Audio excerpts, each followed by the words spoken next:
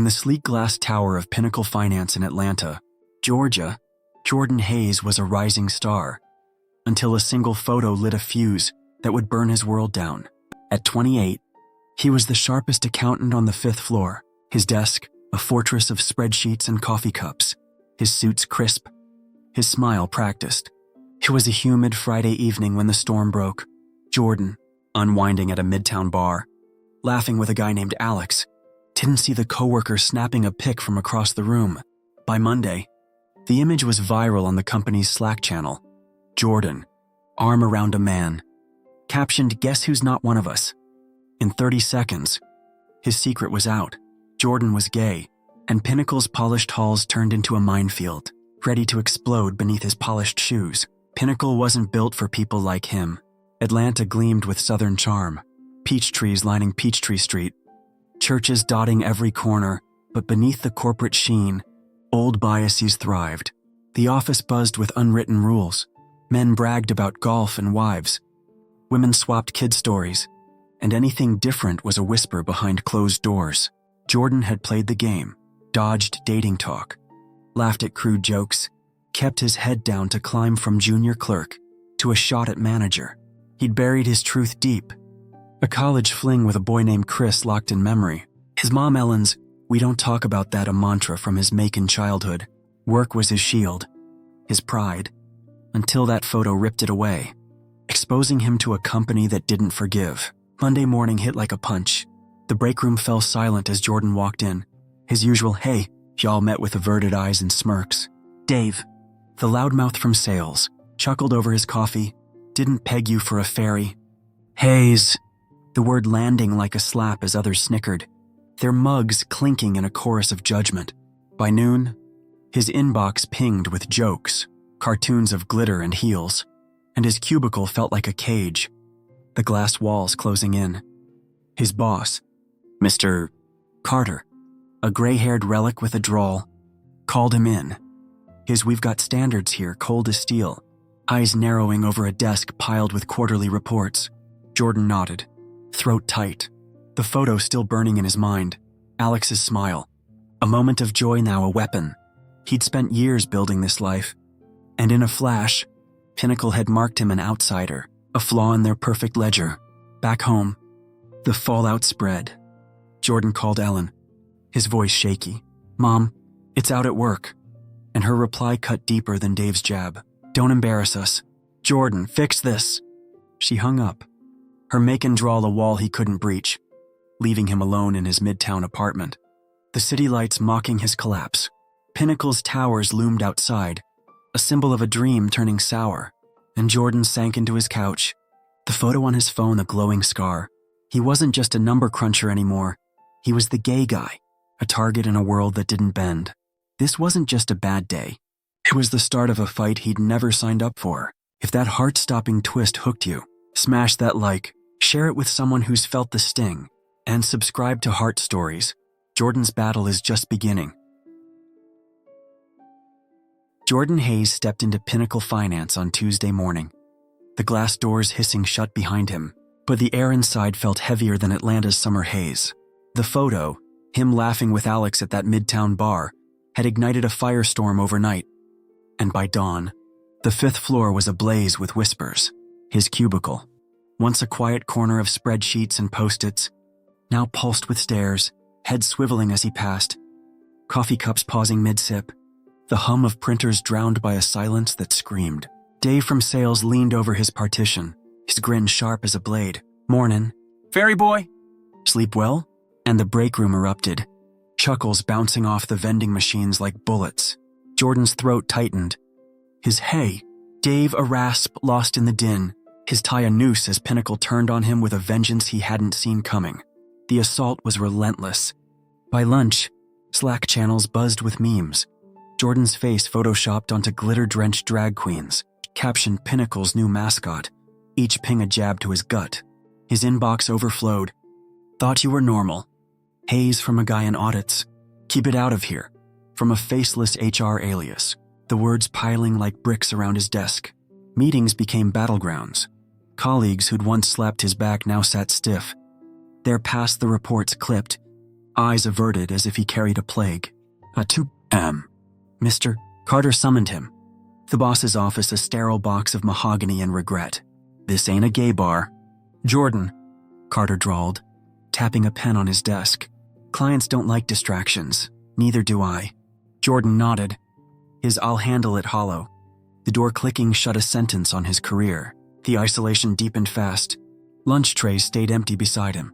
Karen from payroll scooting her chair away, muttering "not my scene" as she fled with her salad. The water cooler turned ghost town when he approached. Whispers trailing, "He's that guy now." Their backs a wall he couldn't breach. By Wednesday, a big project, a merger he'd spearheaded, slipped from his grasp. Carter's were reassigning it curt over email. Dave's "can't trust a fruit with numbers," a dagger in the break room. Jordan stared at his screen, the rows of figures blurring, his 8 years at Pinnacle erased by one snapshot. He was a pariah, a glitch in their system, the office a cage where every laugh, every glance, cut deeper than the last. Home offered no refuge. That night, Jordan called Ellen again, his voice cracking. "Mom, it's bad at work." "They know," hoping for a lifeline. Her reply was ice through the line. "You're shaming us. Jordan, my friends at church won't stop talking. Don't drag us into this mess." The call dropped, her make and drawl a door slamming shut, and Jordan sank into his couch, the apartment's hum mocking his solitude.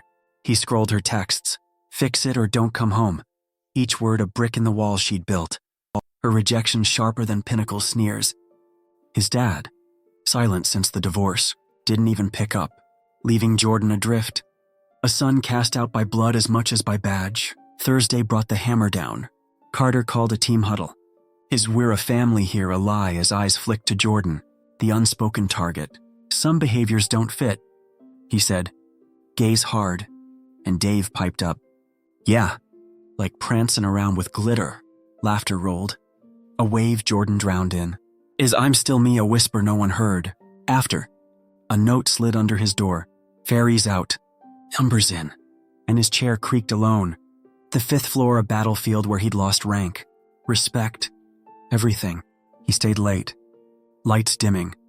The city skyline a cruel tease beyond the glass. Pinnacle's tower a monument to his fall. Ellen's "don't come home" echoed. The office's "not one of us" a chant.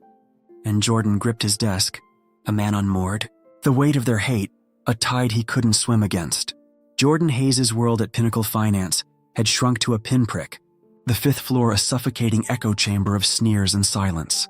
By Friday, the week's wreckage had piled high, memes mocking his photo with Alex still pinged on Slack. Dave's ferry jabs a daily ritual. Mr. Carter's standards, a noose tightening around his neck. Jordan slumped at his desk, the glow of his monitor a dim lifeline, his spreadsheets blurring as exhaustion clawed his eyes. He'd stopped fighting back, his "I'm still me" swallowed by the break room's laughter, his 8 years of number crunching reduced to a punchline. Pinnacle wasn't just a job anymore. It was a tomb, and Jordan was buried alive. Each tick of the clock a shovel of dirt on his chest, his spirit sinking under a hate he couldn't outrun. The fallout bled beyond the glass tower. Ellen's rejection, her "don't embarrass us and fix it" ringing through every call, had turned home into a ghost town. Jordan's midtown apartment, once a refuge with its thrift store couch and skyline view, now mocked him, the walls closing in as he scrolled her texts. "You're killing me with this." Her make and roots a chain he couldn't break. He'd tried his sister, Lisa, but her "mom's right, keep it quiet" was a second blow. The family he'd clung to slipping away.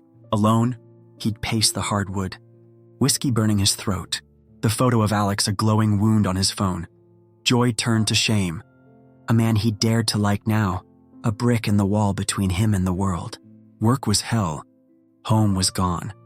And Jordan teetered, the edge closer than ever, his mind whispering quits he didn't voice. Pinnacle doubled down. Monday brought a memo, team realignment, and Jordan's name was off every major account. His desk a dead-end outpost as Dave crowed, "Guess glitter don't add up." Meetings passed without his voice, colleagues shuffling papers when he spoke. There "we've got it," a dismissal that stung worse than the slurs. By Wednesday, "Mr. Carter called him in again. His drawl icy, "Folks are complaining. Jordan, clients hear things. Shape up or ship out." Jordan nodded. His yes, sir, mechanical. The door shutting on a career he'd bled for. He stayed late. The office dark. The hum of the AC a drone to his unraveling. Emails unanswered. Projects reassigned. A star dimmed to a flicker. He stared at his badge, the Pinnacle logo a taunt, and wondered if quitting, walking away from it all, might be the only door left. Then came Riley. She was a junior clerk, a wiry black woman with a buzz cut and a desk buried in the basement, her own scars from Pinnacle's bias etched in her sharp smile. She'd caught Jordan at the elevator Thursday, her "you look like hell" blunt as she handed him a coffee. He shrugged, but she pressed. Saw the Slack crap. Been there? Different flavor. You're not alone. Her words stuck. A crack in the dark, and over stale brew in the basement break room, she spilled it. They hate what's different. But there's a group, LGBTQ folks in finance. Off the radar. Meets tomorrow. Come. Jordan clutched the flyer she slid over, dog-eared. No name, just an address, and felt a spark, faint but real. A rope tossed into the pit. Friday night. Pinnacle's weight grew heavier. Carter called a culture review meeting. We're a tight ship. A veiled jab as eyes flicked to Jordan, the scapegoat in a suit. Dave smirked. Tight cept for some, and the room tittered. A knife in Jordan's ribs. He left early, the Atlanta skyline glinting cruelly, and sat in his car, the flyer on the dash a lifeline he didn't trust. Ellen's "Don't Come Home" looped, Pinnacle's "Shape Up a Hammer," and Jordan gripped the wheel. The city's pulse a roar he couldn't match, but Riley's "You're Not Alone" lingered, a whisper against the din, and he started the engine. The address a gamble, maybe a way out, maybe a ledge, but something to grab before the fall.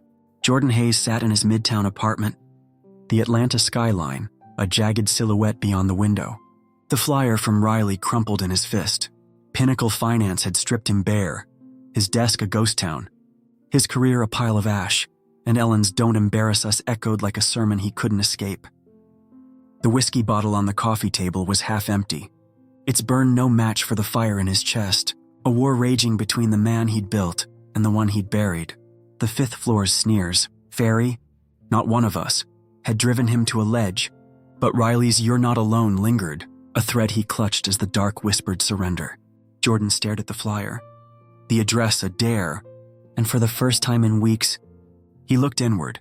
The mirror of his life cracked wide open, forcing him to face a truth he'd dodged since college. It came rushing back, freshman year at UGA, Athens alive with frat parties and late-night diners, where Jordan met Chris. He was a wiry kid with a crooked grin, a psych major who'd dragged Jordan to a dive bar, their hands brushing over beers as the jukebox hummed. That night, under a dorm room's flickering lamp, Jordan had kissed him, a spark igniting a truth he'd never named, until Ellen's voice crashed in, her "That ain't how we raised you" sharp over Thanksgiving, when he'd hinted at a friend. Church Sundays in Macon had sealed it, preachers railing against sinners, his dad nodding, Jordan shrinking as Chris faded to a memory. A fling he'd locked away. He'd built a life since, suits, spreadsheets, a mask, burying the gay kid under Pinnacle's glass tower. But now, that kid clawed back, raw and loud, demanding air. Jordan paced the hardwood, the whiskey glass clinking, his reflection a stranger in the dark window, tie loose, eyes hollow, a man unmade. Pinnacle loomed outside, its standards a chain, Carter's "Shape Up," Dave's "Fruit," words that branded him a flaw, an outsider in a world he'd fought to join. Society didn't bend. Atlanta's Bible Belt roots ran deep, Ellen's church friends whispering shame over potlucks, clients at work pulling deals with, "We don't do that here." He'd played their game, smiled through the jokes. But the photo with Alex had torn the mask off, and Jordan saw it clear. He'd been hiding from himself as much as from them, a coward in a suit who'd traded truth for a corner office. The flyer stared back. Riley's group a gamble, stay silent, keep the shards of his career, or speak, risk it all for a breath he'd never taken. The weight pressed harder. Ellen's last call, "Fix this or don't come home," rang in his ears. Her voice a ghost of Macon Sundays, her love a cage he'd outgrown. He'd scrolled the company forum that night, anonymous posts griping about quotas, but none like his. none screaming the hurt of a cubicle turned battlefield. Society wanted him gone. Pinnacle's memos, the church's flyers, Ellen's silence, and Jordan wondered if they were right. If he was the glitch, the stain. But then Chris's grin flashed, Alex's laugh echoed, and the ache in his chest roared. No sin, just him, a man he'd starved to fit their mold. He grabbed his laptop, fingers trembling. Riley's "You're Not Alone" a pulse, and typed an anonymous post. No name, just truth. I'm gay. This place hates me for it. Laughs, stares. Lost work. I'm still good at my job. Why's that not enough? He hit send, the screen glowing, his heart hammering as the words sank into Pinnacle's digital ether, a whisper against the roar. A step he couldn't take back. Friday dawned, and he drove to Riley's address, a drab community center off Peachtree, its basement packed with suits and stories, faces like his, worn but unbroken. A woman in a blazer spoke. They fired me for a boyfriend, and a guy in glasses nodded. Clients dropped me too. Jordan listened, the flyer creasing in his pocket, their voices a mirror. He wasn't alone. Not here. He didn't speak. Not yet. But the post burned in his mind, a crack in the wall he'd built. Society loomed, Carter's glare, Ellen's prayers, but Jordan had typed it, owned it. A shard of himself he wouldn't hide again. The whiskey stayed capped that night, the flyer flat on the table, a lifeline he'd grabbed, a fight he might just wage. Jordan Hayes stood in the fluorescent glare of Pinnacle Finance's conference room, the hum of the projector, a low growl as Monday's all-staff meeting droned on. His anonymous post, those raw words typed in the dark, had simmered on the company forum over the weekend, whispers circling the 5th floor like smoke. He'd spent Sunday pacing his midtown apartment, Riley's "You're Not Alone" a drumbeat in his chest. The basement group's voices, scarred but steady, fueling a fire he couldn't douse. Today, he'd come in sharp, suit pressed, tie knotted, ready to end the charade. When Mr. Carter clicked to the slide on Team Unity, Jordan rose, his chair scraping loud, his voice cutting through the buzz. "I've got something to say," and the room froze. 100 eyes pinning him like a spotlight. He 1,000 watts of pure drama about to blow. "I'm gay," Jordan said, voice steady, the words a boulder crashing through Pinnacle's glass tower. "I posted it last week, anonymous. But it's me. I'm tired of hiding.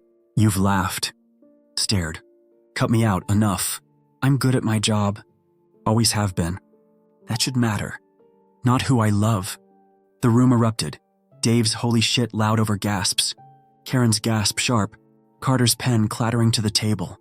Jordan stood tall, hands steady, the weight of 8 years lifting, his truth a blade slicing the silence. "This place needs to stop pretending it's perfect. It's not. I'm here. I'm queer. Deal with it." He sat, heart hammering, the air thick with shock, a bomb ticking in the corporate calm. The backlash hit like a freight train. Carter shot up, his drawl a snarl. "This ain't the place. Hayes, clients don't want this. We've got an image." His fist slammed the table, papers flying. His "You're jeopardizing us."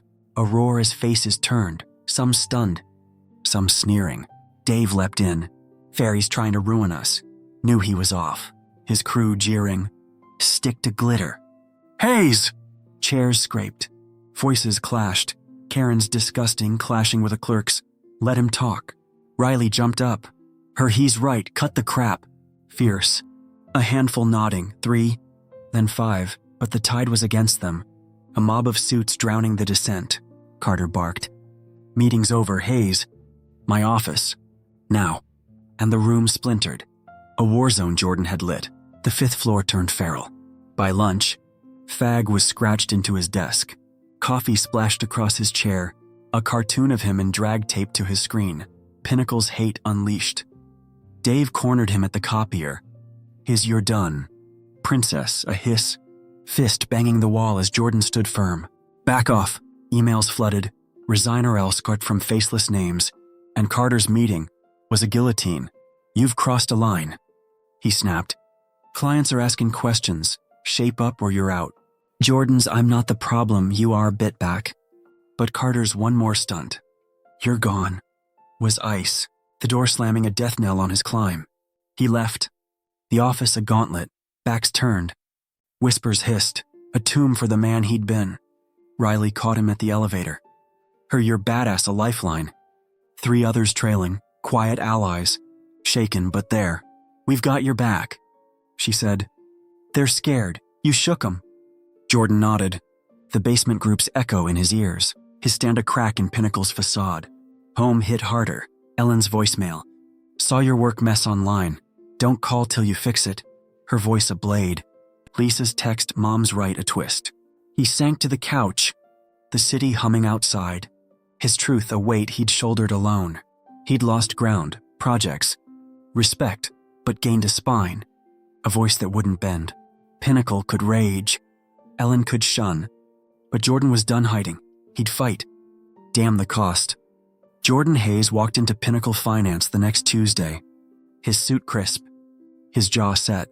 The echo of his public stand still ringing through the 5th floor. The air crackled. Dave's ferry's back a hiss from the break room. Carter's glare a laser from his office. But Jordan wasn't the man who'd shrunk under their hate. The basement group's voices, "You're enough," and Riley's "shake 'em up" had lit a fuse. And after a night pacing his midtown apartment, he'd hatched a plan. He wouldn't just survive Pinnacle's venom. He'd fight back. Not with fists, but with truth. Turning their battlefield into his stage. He'd called Riley at dawn. "Workshop. Tomorrow. Diversity. Spread it." And her "hell yeah" was the spark. Jordan was done bending. He'd rise. Damn the fallout. Wednesday morning. He strode past the sneers, his laptop under his arm. Riley and 3 allies. Tom from audits. Lisa from HR. A quiet clerk named Sam, trailing close. They'd booked a small conference room. No permission.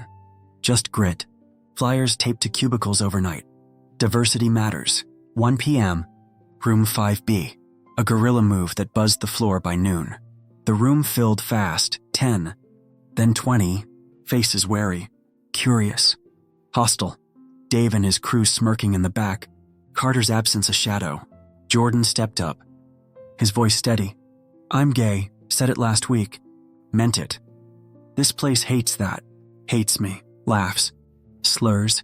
Sabotage. I'm not here to beg. I'm here to work. Damn good at it. And so are others you've pushed out. We're not the problem. Your silence is." He clicked a slide, stats on turnover, quotes from the basement group, a mirror to Pinnacle's cracks. The room split like a fault line. Dave barked. "This ain't no pride parade." His posse jeering, coffee cups thudding, but Riley shot back. "It's a job. Not your clubhouse. Grow up." Tom stood. His "I've seen good people quit." Jordan's right, quiet but firm. Lisa nodding. HR's ignored this too long. 5 more spoke. Clerks. A junior exec, shaky tales of bias. Not just gay. But black. Female. Different. A chorus Jordan hadn't expected. Half the room scowled. Chairs scraping as they stormed out. Waste of time. But 10 stayed. Eyes flickering. A ripple in Pinnacle's stone wall. Jordan ended it. "Change or rot. This isn't 1950. And sat. The air humming. His stand a seed planted in concrete. The backlash roared on. Thursday. Carter hauled him in. His "you're pushing it." Hayes a growl. Paper slamming the desk. "Clients don't care about your soapbox." 2 called. "They're edgy." Jordan held firm. "They'll care when talent walks. Fix this or lose more." Carter's "one more stunt." Your toast was ice. But his frown lingered. A crack in the armor. Dave upped the ante. Jordan's chair glued shut. Fag HQ scratched on his door, but the taunts felt thinner. Some heads turning away. By Friday, a memo hit, diversity review underway, vague, grudging. But there, Carter's hand forced as whispers grew. 10 from the workshop meeting off hours, a quiet crew pushing back.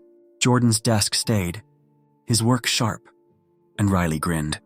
"You rattled him, good." Home shifted too. Ellen called Saturday, her voice tight. "Saw your diversity thing online. Church folks ain't happy." Jordan braced, but she paused. "You're still my boy, just don't get it yet." It wasn't love, not full, but a thaw. Her come by soon, a thread he grabbed. Lisa texted, Mom's trying. Give her time. A bridge half built. Fragile but real. Jordan sat on his couch, the city humming. Ellen's words a balm to wounds he'd carried since Macon. He wasn't theirs to fix, he was his. And Pinnacle's too. A man staking his ground. The 5th floor didn't flip. Dave's glares burned. Carter's leash stayed short, but Jordan's workshop rippled. A clerk thanked him. I'm by. Never said it till now. And Lisa pushed HR for a policy tweak. Small but there. Clients grumbled. 2 pulled back. But 3 stayed. 1 emailing. Heard you're real. Keep it up. Jordan worked on. Numbers tight. Head high. The basement group his anchor. 10. Then 15. His fight a beacon. He hadn't won Pinnacle. Not yet. But he'd cracked it. A dent in the glass where others could breathe. He'd risen, not to rule, but to live. A spark no one could snuff. Spring unfurled over Atlanta. The glass towers of Pinnacle Finance, glinting under a softer sun. And Jordan Hayes stood taller on the 5th floor. Months after his workshop shook the company, the air had shifted. Not a revolution, but a breeze through cracked windows. Dave's taunts dulled to grumbles. His crew quieter since HR's new policy. Vague, but a nod to inclusion. Landed in inboxes. Carter still glowered. His keep it low a leash, but he'd stopped hovering. The client storm fading as 3 stayed loyal. 1 even praising Jordan's guts in a call. The basement group swelled, 20 now meeting off-site. A lifeline Jordan leaned on. Their stories stitching a net that held him steady. He hadn't remade Pinnacle, but he'd dented it. A groove where others breathed easier. Work settled into a new rhythm. Jordan's desk stayed his. The fag HQ scratches sanded off by a janitor who'd nodded. You're all right. Riley led a small crew, Tom, Lisa, a few clerks, pushing quiet chats in the break room. Seeds of change taking root. A junior exec thanked him. I'm out now. Thanks to you. And HR logged 2 bias complaints. All first. Clients watched. Some wary. But Jordan's numbers held sharp. Undeniable. And Carter grumbled less. His results matter, a grudging truce. The 5th floor wasn't home. Not yet. But it was a place Jordan stood. Head high. A man who'd claimed his space. Home thawed too. Helen invited him to Macon one Sunday, her porch creaking as she poured sweet tea. Her I don't get it, but you're my son, rough but real. She'd stopped flinching at gay. Her church talk softer. A shift Jordan felt in her hug, tight. Hesitant. But there. Lisa came too. Her I was wrong, a whisper over pie. Her kids tugging Jordan's sleeve. Uncle Jay's cool. It wasn't full circle. Ellen's give me time lingered. Tom Sr., silence held, but it was a start. A bridge rebuilt plank by plank. Jordan drove back to Midtown. The skyline glowing. Family a tether he'd thought lost. Now fragile but his. Jordan didn't win the war, just a skirmish. Pinnacle grumbled. Biases simmered. But he'd carved a corner. A spark for the quiet ones. He worked on. Suit sharp. Spirit free. The basement group his anchor. There you did this, a hum in his bones. He'd risen not to rule, but to live. A gay man unbowed in a world that bent slow. This wasn't about fixing all. It was about standing true. A ripple from one voice. Atlanta shone beyond his window, and Jordan smiled. Whole at last. A fight worth every scar. This is Jordan's truth. Messy. Real. Unbroken. What's yours worth fighting for? Drop it below, we're listening. If his stand hit you, smash like. Share with someone who needs it. And subscribe to Heart Stories for more.